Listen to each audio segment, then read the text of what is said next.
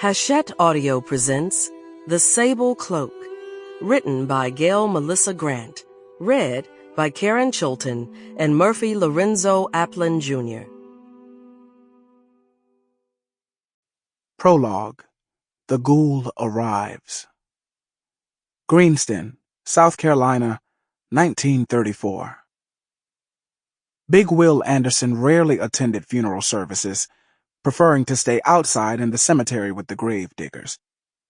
Towering over 6.5 feet, with a muscle-bound frame and a chest as large and taut as a quarter cask, he could have dug the hole himself with a half-dozen heaves of dirt.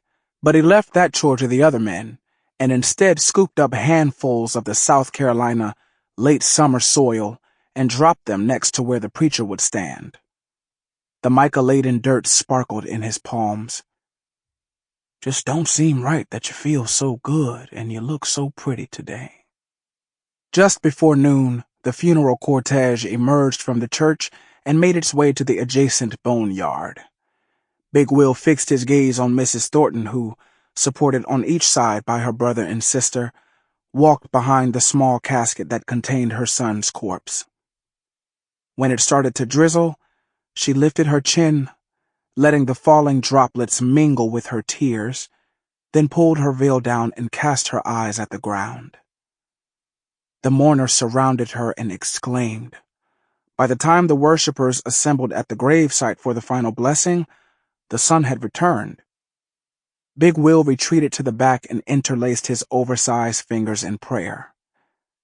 After the Reverend spoke his last words, Big Will watched members of the congregation stoop, one by one, pick up bits of the earth he had placed there, and toss them on top of the coffin to pay their final respects. John, Big Will's father, approached him as soon as all had finished the ritual. "Come on now. Get yourself something to eat with the others." "My innards doing flip-flops right now, Pa. Don't feel like going to the repast." "Since when you ain't had a hunger, son?" Big Will hung his head so far down that it reached the top of his father's. "You know why?" he whispered in his ear.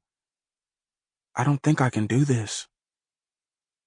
John took his son by the shoulders and made him stand up tall. "You gotta. All of Sunset's been in the covenant since Samuel Miller's daddy started this thing. You done turned 18, so it's your time now." Sample complete. Ready to continue?